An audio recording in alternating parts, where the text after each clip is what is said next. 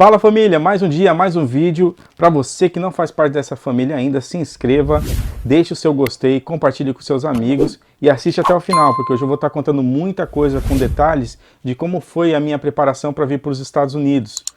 Para falar sobre essa vinda para os Estados Unidos, eu preciso voltar pelo menos uns 25 anos, 30 anos atrás. Eu tinha pelo menos uns 10 anos, 12 anos, quando eu comecei a pensar na ideia de vir para os Estados Unidos. E quando eu tinha 15, 16, entre 16 e 17 anos, foi quando eu tive a minha primeira grande conversa, falando muito sério sobre vir para os Estados Unidos com os meus parentes, claro, e também com um amigo meu, até porque eu não queria vir sozinho. Então eu convidei um dos meus melhores amigos, o Rodrigo, que hoje mora em Carapicuíba, na Coab 5. Para você que é da Coab 5, deixa aqui no comentário. E em uma das minhas conversas com o Rodrigo, eu decidi que eu tinha que vir para os Estados Unidos o quanto antes. Eu estava passando por algumas situações, alguns problemas que eu vou entrar em detalhe já já, mas que dá para esperar um pouquinho. Na verdade, em paralelo com essa conversa que eu tive com um amigo, um primo, um conhecido, que eu queria poder estar convencendo a vir para os Estados Unidos comigo, já que eu não queria vir sozinho, de paralelo eu conheci uma professora da escola Oscar Graciano em Carapicuíba, na verdade é da Coab também, né? Para quem é da Malvinas sabe de que escola eu estou falando. Na verdade não funciona mais a escola hoje, é a Secretaria de Ensino. Até o ano passado, quando eu pesquisei na internet, era uma Secretaria de Ensino. Voltando ao assunto. Essa professora me incentivou bastante, inclusive a vir para os Estados Unidos e com o inglês. Tanto é que ela me ensinava, sempre que eu chegava na escola um pouquinho antes ou depois da aula.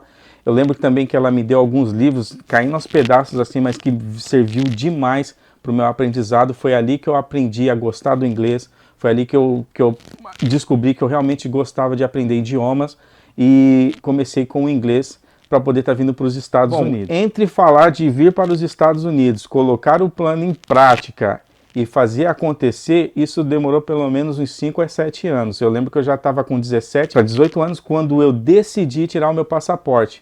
E naquela época, vocês imaginam, sem telefone que você acessa a internet, sem computador, a informação chegava muito devagar, com muita dificuldade na gente que tem, entendeu, mais dificuldade, que é mais humilde e não tem condições ou internet em casa, esse tipo de coisa.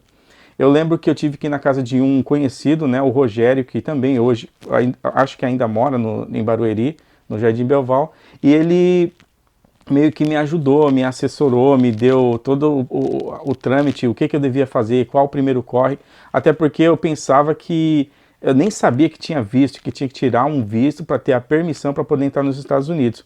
E foi ele que me ajudou bastante. Lembro que demorou pelo menos umas 3 horas para preencher todas as informações para tirar o passaporte. Ele me ajudou em tudo, porque ele era o único da rua, se eu não me engano, que eu conhecia que tinha o computador, a internet e a impressora. E aí depois que eu peguei o meu passaporte, depois de ter ido na Polícia Federal, que eu nem sabia que era na Polícia Federal que tinha que ir, então eu fui na Polícia Federal aí de Alphaville, próximo de Barueri, e aí depois disso eu ainda tive que voltar na casa do Rogério, encher o saco dele de novo para ele poder estar me ajudando com a questão do visto, o visto americano. Para você ter uma ideia, eu nem sabia que tínhamos um consulado americano aí em São Paulo, que na época eu acho que ainda continua sendo, né, no Morumbi. Depois de ter ido no Morumbi, depois de ter preenchido todas as informações no computador, nesse dia eu demorei pelo menos umas, 5 horas, 6 horas, sem brincadeira, gente, para poder preencher, porque na época, eu não sei hoje, imagino que tenha tradução simultânea, mas na época não tinha tradução em português. E eu não falava inglês fluente, e eu não tinha condições de traduzir um celular que pudesse fazer isso simultaneamente. Então você imagina, foi mal dificuldade do caramba. Demorei pelo menos 5 horas com o Rogério, mais uma vez me ajudando. Valeu, Rogério. Então eu falei com ele, ele me ajudou mais uma vez, e aí eu consegui finalmente aplicar para o visto americano. Um outro dia eu vou entrar em mais detalhes com relação ao visto americano, como é que foi toda essa questão, tá bom? Mas hoje vamos seguir, senão o vídeo vai ficar longo. Resumindo, gente, entre eu tirar o visto, o passaporte, me preparar, comprar dólar, entre fazer e acontecer, gente, demorou pelo menos mais uns 5 ou 7 anos. Eu lembro que eu estava com pelo menos, eu acho que uns 25 anos, 26 anos, quando eu já estava com o passaporte na mão e eu não tinha o visto. Aí, mais uma vez, fui lá falar com o Rogério, como eu já disse antes, e aí peguei o visto. Depois de ter pego o visto, eu ainda demorei pelo menos mais 3 anos até que eu conseguisse guardar dinheiro, vender minhas coisas, comprar dólar, na época o dólar estava 2,70. Estamos em 2020 e hoje o dólar é um pouco mais de 5 reais. Dá até saudade, né? Lembro que eu tinha de 29 para 30 anos, quando estava tudo pronto, com passagem comprada, com o dólar comprado, vim para cá com, se eu não me engano, uns $1.000, viu, gente? Muito pouco. Não façam isso. Venha com o máximo de dinheiro que você precisar e puder, porque isso vai te ajudar bastante, vai facilitar bastante a sua vida aqui na América. Seja para vir para turista, seja para tentar o visto de estudante, para estudar ou com visto de trabalho. Não façam o que eu fiz, não indico a ninguém. Se programem melhor. Mas, por um motivo ou outro, eu já não aguentava mais esperar, já desde meus 10, 12 anos querendo vir para os Estados Unidos, decidi chutar o balde e vir e depois tentar me virar e fazer as coisas acontecer.